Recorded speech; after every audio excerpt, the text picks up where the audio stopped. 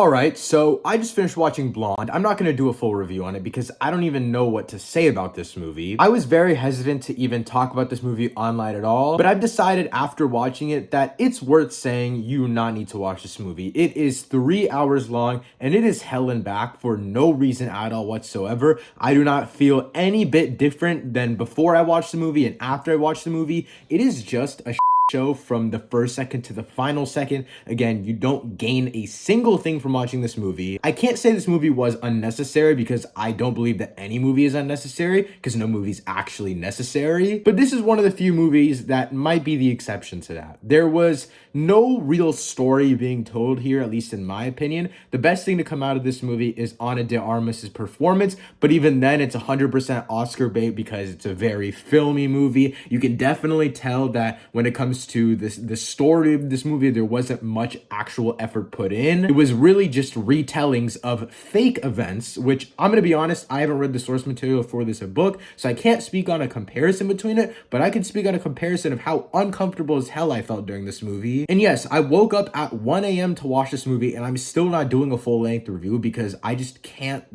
I don't know what to say about it. I just want to get thoughts out there. And this is just a weird one. It's not good, but it's also not like the worst thing in the world. There's definitely great aspects to it, but it just feels, again, kind of unnecessary. I hate saying that a movie's unnecessary, but this might be one of, again, the few movies that I can say that for. It feels like this movie does nothing for me. Like, it doesn't do a single thing. Really, the only thing this movie does for me is appreciate the filmmaking behind the movie, but even then, the story isn't anything actually that entertaining. It's more just a playing out of events. It doesn't feel like there's anything that engaging throughout this movie other than Ana de Armas' performance. There are random moments when this movie's in black and white and random moments where it's in color, random moments where the aspect ratio changes. And I did watch this on my computer, so the aspect ratio thing wasn't as jarring, but a lot of people watched it in theaters last week. I couldn't imagine how weird it was for it to shift back and forth between black and white and different aspect ratios. And again, it's done for no reason other than just to be like Oscar bait. It's just trying to be super film bro-y. I hate to use that term, but